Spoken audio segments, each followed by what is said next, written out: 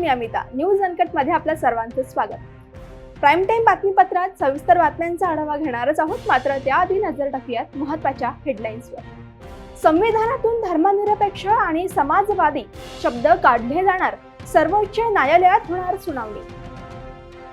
गोंदियात 3,91,00,000 किमतीचे सोने जप्त, आमगाव लांजी मार्गावर पकडलं सोने. प्रताप काका ढाकणे यांना एकदा आमदार करा म्हणजे माझ्या डोळ्यांची पारणे फिटेल, खासदार निलेश लंके यांचं भाषणात आवाहन. जालन्यात परतीच्या पावसाने कापसाच्या झाल्या वाती, कापूस उत्पादक शेतकरी संकटात. आता बातम्या पाहूयात सविस्तर. राज्यघटनेच्या प्रस्तावनेतून धर्मनिरपेक्ष आणि समाजवादी हे शब्द काढून टाकण्याची मागणी याचिकेद्वारे करण्यात आली आहे. या याचिकांवर सर्वोच्च न्यायालयात पुढील महिन्यात सुनावणी होणार आहे. सुरुवातीला न्यायालयाने याचिकांवर प्रश्न उपस्थित केले आणि हे शब्द संविधानाच्या मूळ आत्म्याला अनुसरून असल्याचे सांगितले. पण न्यायालयाने पुढे 18 नोव्हेंबर पासून सुरू होणाऱ्या आठवड्यात याचिकाकर्त्यांचे म्हणणे सविस्तर ऐकणार असल्याचे सांगितले. उत्तर प्रदेशमध्ये विधानसभेच्या 10 जागांवर पोटनिवडणूक होत असून येत्या 13 नोव्हेंबरला उत्तर प्रदेशमध्ये मतदान आहे. समाजवादी पार्टी आणि काँग्रेस या राज्यात एकत्र लढणार आहेत. मात्र जागा वाटपावरून काँग्रेस समाजवादी पार्टीसोबतची मैत्री तोडण्याची शक्यता निर्माण झाली आहे. गोंदिया जिल्ह्याच्या आमगाव तालुक्यातील मध्य प्रदेश राज्याच्या सीमावर्ती भागात तपासणी नाक्यावर भारत निवडणूक आयोगाच्या SFT आणि SST पथकाने संयुक्त कारवाई करून अवैध वाहतूक होत असलेले 3,02,00,000 रुपयांचे सोने जप्त केले आहे. आचारसंहिता लागताच तपासणी नाका उभारण्यात आला असून या नाक्यावर ही कारवाई करण्यात आली आहे. पकडण्यात आलेले सोने हे छत्तीसगड येथील असल्याची प्राथमिक माहिती आहे. रेल्वे मार्गाने गोंदियात येऊन बस स्टँड, न्यायालय, आठवडी बाजार, पार्किंग तसेच इतर गर्दीच्या ठिकाणी उभ्या मोटरसायकल चोरून नेणे, चोरीच्या मोटरसायकलींच्या नंबर प्लेट बदलवून आणि बनावट आरसी तयार करून लोकांना विक्री करण्याचा गोरखधंदा करणाऱ्या दोघांना स्थानिक गुन्हे शाखेने अटक केली आहे. या दोघांजवळून 18 मोटरसायकल जप्त करण्यात आला असून विक्की रामटेके, विक्रम उके अशी अटक करण्यात आलेल्या आरोपींची नावं आहेत. छत्रपती संभाजीनगर जिल्ह्यातील सपनों की उडान या पेओनियर सीड्स कंपनीच्या संकल्पनेअंतर्गत हैदराबाद येथे आयोजित अभ्यास दौऱ्यासाठी 50 शेतकऱ्यांची निवड करण्यात आली असून त्यात वैजापूर, कन्नड, सिल्लोड, फुलंब्री या तालुक्यातील 20 महिला शेतकरी तथा 30 पुरुष शेतकऱ्यांचा समावेश आहे. या अभ्यास दौऱ्यात आधुनिक तंत्रज्ञानाच्या साहाय्याने दर्जेदार पिके घेण्यासंदर्भात मार्गदर्शन करण्यात येणार आहे. नमस्कार, माझं नाव सविता सुनील टाकले. माझं गाव पेंडगाव, तालुका फुलंब्री आणि जिल्हा छत्रपती संभाजीनगर आहे. आज आम्ही ज्या अभ्यास दौऱ्यासाठी हैदराबाद येथे जात आहोत त्यासाठी कोर्टिवा ॲग्रोसायन्सचे आम्ही खूप खूप आभारी आहोत आणि माझ्या ज्या महिला आहेत इतर त्यांनाही ही संधी खूप मिळालेली आहे. अभ्यास दौरा करता आम्ही जो तिथून शिकायला मिळेल, जे तंत्रज्ञान आम्हाला शिकायला मिळेल ते तंत्रज्ञान नक्कीच आम्ही शेतकऱ्यांसोबत शेअर करू.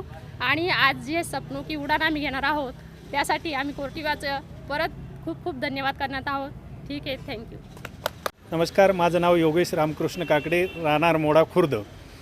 पायनियरनं आजपर्यंत मका क्षेत्रामध्ये आम्हाला बरेचसे वाहनं दिले, जास्तीत जास्त उत्पन्न दिले आणि आज कंपनीच्या हैदराबाद दौऱ्यात तिथं मार्गदर्शन होणार आहे, ती एक आनंदाची गोष्ट आहे. आणि त्याहीपेक्षा आम्हाला शेतकऱ्यांना ही आनंदाची गोष्ट आहे की पायनियर कंपनीतर्फे आम्हाला आज विमानात बसण्याचा योग येतो आहे पहिल्या वेळेस. त्याचा सर्व शेतकऱ्यांना जास्त आनंद वाटतोय, म्हणून पायनियरचे खूप खूप आभार. शेतकऱ्याचं हित लक्षात घेऊन आज आपण हा महिला आणि पुरुष दोन्ही शेतकरी वर्गातील शेतकरी आपण घेऊन चाललो आहोत. याचा उद्देश ऑलरेडी सरांनी सांगितला आहे की शेती तंत्रज्ञान आणि येणाऱ्या काळातील जी टेक्नॉलॉजी आहे याच्याविषयी माहिती देण्यासाठी आपण या लोकांना सर्वस्वी कंपनीतर्फे या टूरसाठी घेऊन चाललेलो आहोत. हे तिथे गेल्यानंतर यांना मका हे जे पीक आहे आपल्या सिल्लोड असेल, संभाजीनगर असेल, जालना असेल, मका हे पीक प्रामुख्याने केले जातं. तर या पिकाबद्दल नवीन जे तंत्रज्ञान विकसित झालेलं आहे याची माहिती पूर्णपणे शेतकऱ्यांना मिळावी हा कंपनीचा उद्देश आहे. आणि या उद्देशाकरता आपण या सर्व शेतकरी जे आपण बघू शकता यांना हैदराबादला आज विमान प्रवास घडून आणणार आहोत, जो की त्यांच्यासाठी सपनों की उडान म्हणजे आयुष्यातला पहिला प्रवास आपण ते घडून आणणार आहोत. जालन्यात ब्राह्मण संघर्ष योद्ध्यांचा सत्कार करण्यात आलाय. ब्राह्मण समाजासाठी भगवान परशुराम आर्थिक विकास महामंडळ स्थापन झाल्याबद्दल जिल्ह्यातील ब्राह्मण संघर्ष योद्ध्यांचा सत्कार करण्यात आलाय. राज्य शासनाने ब्राह्मण समाजासाठी भगवान परशुराम आर्थिक विकास महामंडळ स्थापनेचा ऐतिहासिक निर्णय घेतला आहे. हे महामंडळ मिळावे म्हणून अहोरात्र परिश्रम करणाऱ्या जिल्ह्यातील संघर्ष योद्ध्यांचा स्वर्गीय विलास नाईक प्रतिष्ठानच्या वतीने स्मृतिचिन्ह देऊन गौरव करण्यात आलाय। यावेळी जालन्याचे आमदार कैलास गोरंट्याल, शिवसेना नेते माजी मंत्री अर्जुन खोतकर यांच्यासह ब्राह्मण समाज बांधव मोठ्या संख्येने उपस्थित होते। वेळ झाल्या छोट्याशा विश्रांतीची, लगेचच परत येऊ। पाहत रहा न्यूज अनकट। ऐतिहासिक वारसा लाभलेला मराठ मुलूक महाराष्ट्र। या महाराष्ट्राला विविध रंगी छटा आहेत। साहित्य, कला, पर्यटन, नृत्य, भाषा, संत परंपरा अशा विविधतेने तो नटलेला आहे। हीच गौरवशाली विविधता जपत स्वरंग मराठी केवळ महाराष्ट्राच्या सांस्कृतिक संहितेपुरते मर्यादित न राहता समकालीन नवकल्पनांवर आधारित कार्यक्रमांद्वारे मराठी मनोरंजन विश्वात स्वतःची एक अनोखी जागा निर्माण करत आहेत। मराठी मनोरंजन क्षेत्रातील उत्तम दिग्दर्शक, लेखक आणि निर्मात्यांच्या प्रतिभेचा पुरेपूर वापर करून मनोरंजनाचा आगळा वेगळा रंग उधळण्यास आम्ही सज्ज आहोत। स्वरंग मराठीचे उद्दिष्ट मराठी मनोरंजन क्षेत्रामध्ये मनोरंजनाची वहिवाट सोडून, रूढीवादी पद्धती तोडून मनोरंजनाचा समृद्ध अनुभव प्रदान करून देण्याचा आहे। म्हणूनच यात विविध पद्धतीचे मनोरंजक आणि माहितीपूर्ण कार्यक्रम स्वरंग मराठीवर बघता येतील। शेवटी एकच, धकाधकीच्या जीवनात धांगडधिंगा करण्यापेक्षा बसूया, हसूया, गाऊया, जगूया। नाती गोती श्रावण मोती गावामधले जिवंत रंग, नाती गोती श्रावण मोती गावामधले जिवंत रंग। चला जोडूया, चला पाहूया, जशी संस्कृती तसा स्वरंग। विश्रांतीनंतर सर्वांचं स्वागत। पाहूयात उर्वरित बातमीपत्र। मागील आठवडाभरापासून सुरू असलेल्या परतीच्या पावसाने रायगड जिल्ह्यात थैमान घातल्याने भात शेती पिकाची मोठ्या प्रमाणात नासधूस झाली आहे। कापणीला आलेली शेती शेतात साचलेल्या पाण्यामुळे आणि चिखलामुळे संपूर्ण उद्ध्वस्त झाली आहे। त्यामुळे रायगड जिल्ह्यातील शेतकरी हवालदिल झालाय। शासनाने नुकसानग्रस्त शेतीची पाहणी करून पंचनामे करून शेतकऱ्यांना नुकसान भरपाई द्यावी अशी मागणी शेतकऱ्यांकडून केली जाते। 4-5 दिवस परतीचा पाऊस पडतोय, पाणी शेतात तुंबलं आहे, खाली शेती पडलेली आहे, तर त्याचं नुकसान भरपाई आम्हाला सरकारने द्यावी ही विनंती। त्या पावसामुळे सतत 4-5 दिवस पाऊस पडतोय, त्यामुळे पाणी शेतात साचलं आहे, भात खाली लोळलं आहे, पडलं आहे। तर पंचनामे करून सुद्धा आम्हाला काय अद्याप भेटलेली नुकसान भरपाई भेटलेली नाही आहे। तर आता आम्हाला सरकारने त्याच्यावर विचार करून भरपाई द्यावी। अमरावती जिल्ह्यातील धामणगाव रेल्वे विधानसभा मतदारसंघातून भाजपचे विद्यमान आमदार प्रताप अडसळ यांना दुसऱ्यांदा भाजपने उमेदवारी जाहीर केली आहे। त्यानंतर अडसळ यांनी प्रतिक्रिया दिली, माझं पहिल्या यादीत नाव आलं, त्यामुळे सर्व भाजप नेत्यांचे आभार मानतो, तसेच चांगला विजय दुसऱ्यांदा खेचून आणेल असा विश्वासही त्यांनी व्यक्त केलाय। यासोबतच मतदारसंघाचा सर्वांगीण विकास करायचा आहे अशी प्रतिक्रिया आमदार प्रताप अडसळ यांनी दिली। नावाचा समावेश केला आणि तिकीट जाहीर केली। त्यांनी जो विश्वास माझ्यावर दर्शवला आहे त्याला कुठेही तडा जाणार नाही याची मी ग्वाही देतो। आणि निश्चितपणे या विधानसभेच्या निवडणुकीमध्ये या सर्व नेतृत्वांच्या आशीर्वादानं आणि भाऊंच्या मार्गदर्शनात व आमच्या सर्व पदाधिकारी व कार्यकर्ते सर्व मतदार बंधू भगिनींच्या आशीर्वादानं निश्चितपणे एक चांगला विजय या मतदारसंघात पुन्हा दुसऱ्यांदाही होईल हाही विश्वास व्यक्त करतो। 5 वर्ष आपल्याला म्हणता येणार नाही, खऱ्या अर्थानं 2.5 वर्षच मिळाले, कारण 2.5 वर्ष जवळपास कोविडचा काळ होता। राज्यात विधानसभा निवडणुकीसाठी रविवारी भाजपच्या वतीने उमेदवारांची पहिली यादी जाहीर करण्यात आली आहे। यामध्ये कोल्हापूर दक्षिण मधून माजी आमदार अमल महाडिक यांचा समावेश आहे। त्यामुळे आज अमल महाडिक यांनी पत्रकार परिषद घेऊन आपल्याला तिसऱ्यांदा विधानसभेची उमेदवारी दिल्याबद्दल केंद्र आणि राज्यातील नेत्यांचे आभार मानले।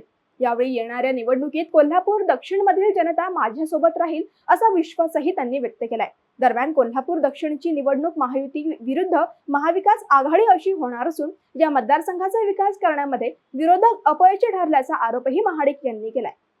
जालन्यात परतीच्या पावसाने कापसाच्या वाती झाल्या असून कापूस उत्पादक शेतकरी संकटात सापडलाय। जालन्यात मागील 2 दिवसांपासून जोरदार पाऊस बरसत आहे। याचा फटका शेती पिकांना मोठ्या प्रमाणात बसला असून कापूस, सोयाबीन या पिकांचं मोठं नुकसान झालंय।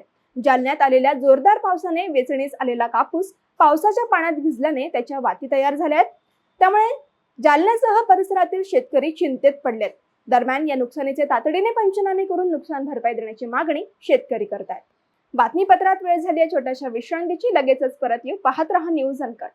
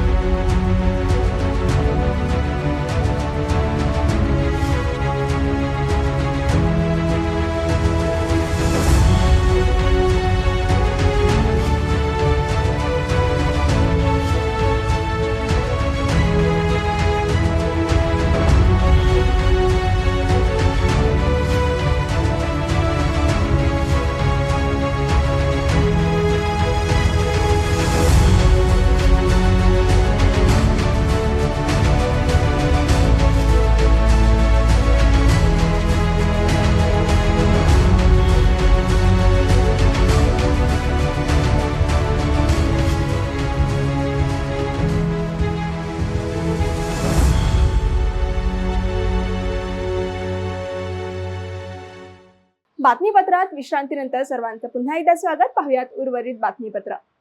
पाथर्डी तालुक्याच्या पागोरी पिंपळगाव येथे खासदार निलेश लंके यांच्या उपस्थितीत कार्यकर्ते आणि बूथ प्रमुखांची बैठक पार पडली. यावेळी शेवगाव पाथर्डी या मतदारसंघात प्रताप काका ढाकणे हा अभ्यासू माणूस असून ढाकणे जर निवडून आले तर ते तुमच्या मतदारसंघाचे राहणार नसून उभ्या महाराष्ट्राचे अभ्यासू आमदार म्हणून तुमच्या मतदारसंघाचे नाव कमावतील.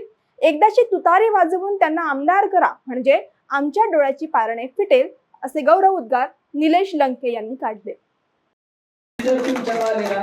काकाचा जगन्नाथ रथ कुणीच खेचू शकत नाही. सगळ्यांनी बसले, कुणी टाळ्या वाजवीत नाही, कुणी शिट्ट्या वाजवीत नाही. आणि हे सगळ्या प्रकारचे लोक पाहिजे ना, तवा जुळत म्हणतो सगळे जर साधू संत बरोबर असले,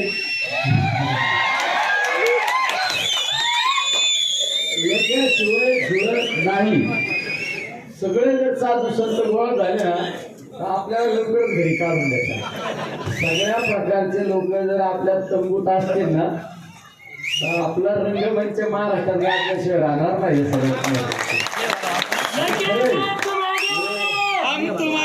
महायुतीतून भाजपची पहिली यादी आली असून मावियामध्ये जागा वाटपावरून आघाडी तुटण्यापर्यंत ताणली गेली आहे. अशातच बच्चू कडू, संभाजीराजे आणि राजू शेट्टी यांनी बनवलेली तिसरी आघाडी महायुती आणि मावियातील बिघाडीवर लक्ष ठेवून असल्याचे कडू यांनी स्पष्ट केले.